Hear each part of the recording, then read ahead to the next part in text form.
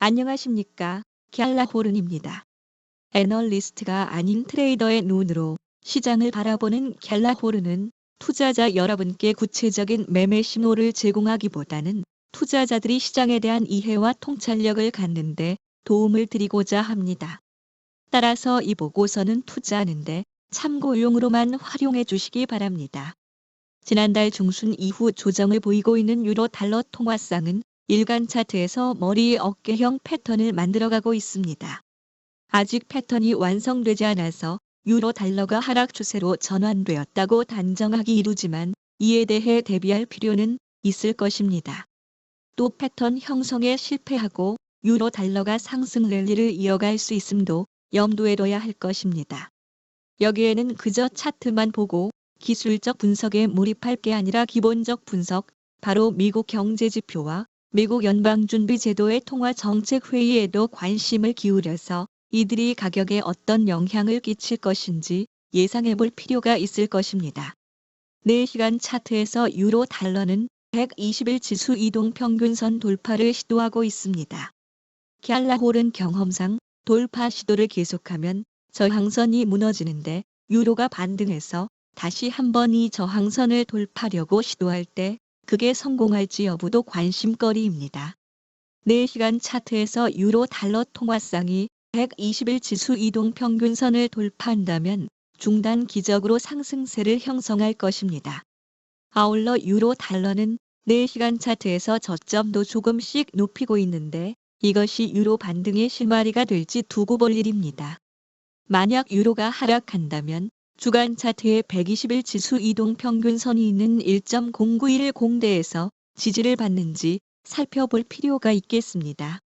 아울러 4시간 차트에서 저항선으로 작용하고 있는 120일 지수 이동 평균선이 돌파될지 여부도 함께 지켜봐야 할 부분입니다. 달러 인덱스는 상승으로 한 줄을 마쳤습니다. 최근 월물 달러 인덱스 선물은 102.733으로 장을 마쳤는데 달러화의 전반적인 강세를 확인할 수 있습니다.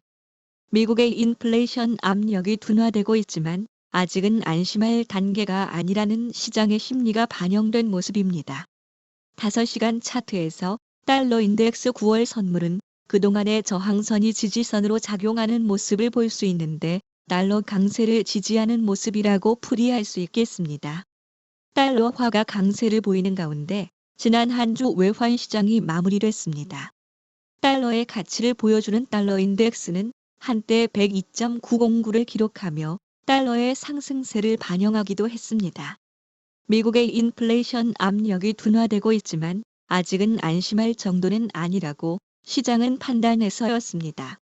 대신 미국 연방준비제도 연준의 긴축 기조는 일단락될 것이라는 시장의 기대는 커졌습니다.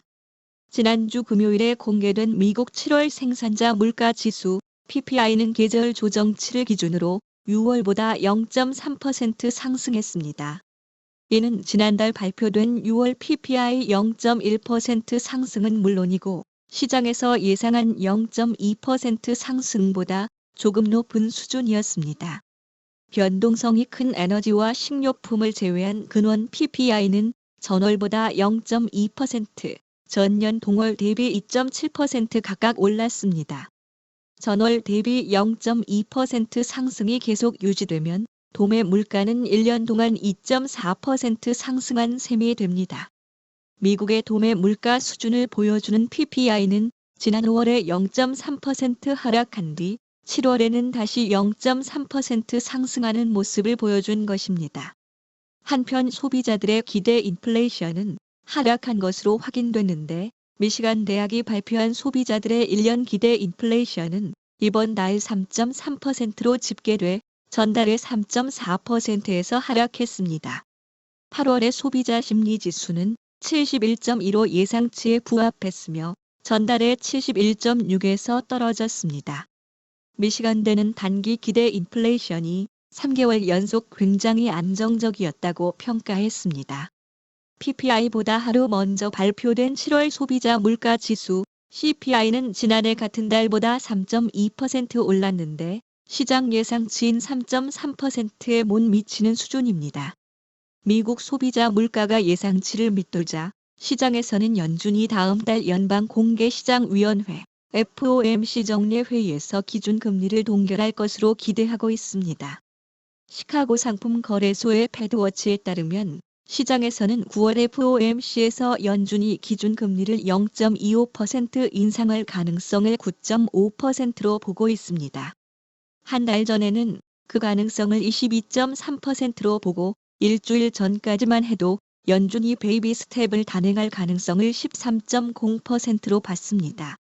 패드워치에 따르면 투자자들은 올해 기준금리가 현재 수준에서 동결될 가능성을 67.4%로 보고 있는데 다음 달은 아니더라도 올해 한 번 더 금리가 인상할 가능성을 32.5%로 보고 있습니다. 유로존 경제도 예상보다 견고한 것으로 나타났습니다. 6월 독일 무역 수지는 187억 유로 흑자로 밝혀졌는데 시장이 예상한 160억 유로를 웃돌았습니다.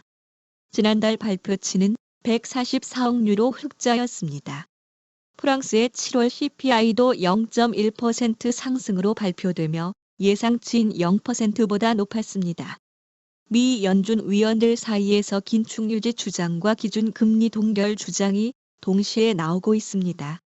미셸 보먼 미 연준 이사는 연준이 목표로 한 2%까지 물가 상승률을 낮추기 위해 기준금리를 추가로 인상할 필요가 있다고 주장했습니다. 하지만 주요 연방은행 총재들은 금리 인상 동결을 지지하는 발언을 내놓고 있습니다. 연준에서 매파 인사로 분류되는 존 윌리엄스 뉴욕 연방은행 총재는 현재 금리가 최고치에 가깝다고 언급했고 각종 경제지표 결과에 대해서도 만족감을 나타낸 바 있습니다. 오히려 그는 내년 기준 금리 인하 가능성을 언급하기도 했습니다. 또 래피얼 보스틱 애틀랜타 연은 총재는 지난 1일 기자간담회에서 인플레이션이 둔화돼 추가적인 금리 인상에는 신중한 입장을 보였습니다. 미국의 인플레이션 상승세가 둔화하고 연준에서는 다음 달 FOMC 정례회의에서 금리를 동결할 가능성이 매우 높지만 연준이 금리 인상 종결을 선언하기에는 아직 이르다는 분석도 나오고 있습니다. 인플레이션이 여전히 연준 목표치인 연 2% 상승보다 높기 때문입니다.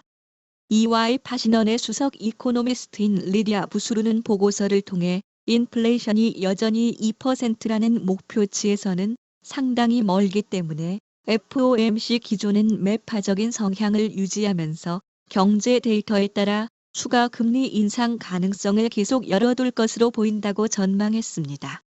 투자 전문 매체인 배런스는 지난 7월 CPI는 분명 긍정적이지만 인플레이션과의 전쟁이 막바지에 접어들면서 직면하게 되는 어려움도 보여줬다고 평가했습니다.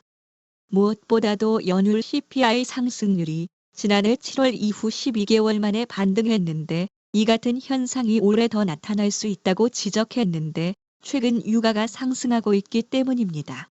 원유 가격이 인플레이션에 영향을 끼치고 연준의 기준 금리 인상을 압박할 수도 있음은 이미 존 윌리엄스 뉴욕 연방은행 총재가 언급한 바 있습니다. 그래서 시장에서는 8월과 9월 CPI 상승률이 더 둔화하지 못하고 3% 중반에서 횡보할 것으로 전망하고 있습니다. 그리고 10%에 가까운 물가 상승률을 끌어내리는 것은 쉬웠지만 3% 아래로 끌어내려 연준 목표치인 2%대를 달성하는 것은 어렵다는 것입니다. 마치 몸무게가 100kg이 넘는 사람이 다이어트를 할 때 80에서 90kg까지 감량하는 건 어느 정도의 노력으로 가능하지만 60에서 70kg까지 줄이려면 더 큰 노력을 기울여야 하는 식으로 말입니다. 일부 전문가들은 연준이 7월 PCE 물가 지수를 보고 연내 금리를 추가 인상할 것으로 전망하고 있습니다. 바클레이스는 연준이 오는 11월에 금리를 다시 인상할 것으로 예상했습니다. 연준의 기준금리 동결 가능성은 증시를 시장 전반에 긍정적 신호를 주지만 미국 국채 수익률 상승은 외환 시장에 또 다른 변수로 작용하고 있습니다. 국채 수익률이 상승하고 있다는 말은 국채 가격이 하락하고 있다는 의미입니다. 미국 30년물 국채 입찰이 부진한 모습을 보이면서 소폭의 국채 매도세가 나타나며 금리가 올랐고 통화 정책에 민감한 미국 2년물 국채 금리는 0.4%포인트 오른 4.85%에 거래됐습니다. 10년물 국채 금리도 4.107%까지 상승했습니다. 30년물 채권 금리도 0.77%포인트 오른 4.255%로 장을 마쳤습니다. 국채 수익률 상승으로 달러는 강세를 보였습니다. 한편 한국 시각으로 이번 주 목요일 새벽 연준은 FOMC 정례회의 의사록을 공개합니다.